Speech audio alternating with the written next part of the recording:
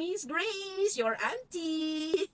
Kumusta na kayong lahat? Mag-update lang since this is the first day na nakauwi na ako ng bahay. And we thank God for our safe travel o ang ating paggagala.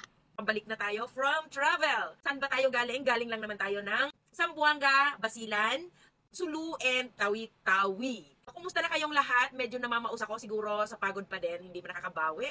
Grabe kasi tayo kapag tayong mga Filipino yung nag-travel, once na pumunta sa isang lugar, minamaximize talaga natin yung lahat ng oras para mapuntahan ang lahat. Kaya sobrang nakakapagod.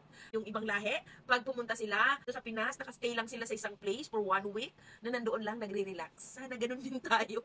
Nakakapagod, nagmamadali palagi, naghahabol ng oras. But anyway, napakasaya naman guys. I encourage you, lalo na ang aking mga ka-aunties, mga kaidara natin, mga friendship ko dyan, na hindi pa nagtatravel, go on, habang kaya pa natin. We're on our 50s, and kailangan natin to. Kailan pa tayo kagala pag ba hindi na tayo makalakad ng maayos? May pera ka nga that time, siguro kasi nag-retire ka na, marami kang nakuhang pera from your work, or from your trabaho, or kung ano man naging negosyo mo, ang dami mong pera, pero masasakit na ang mga tuhod. Hindi ka na makalakad ng maayos. Kaya guys, sinasabi ko sa inyo, travel na kayo ngayon pa lang.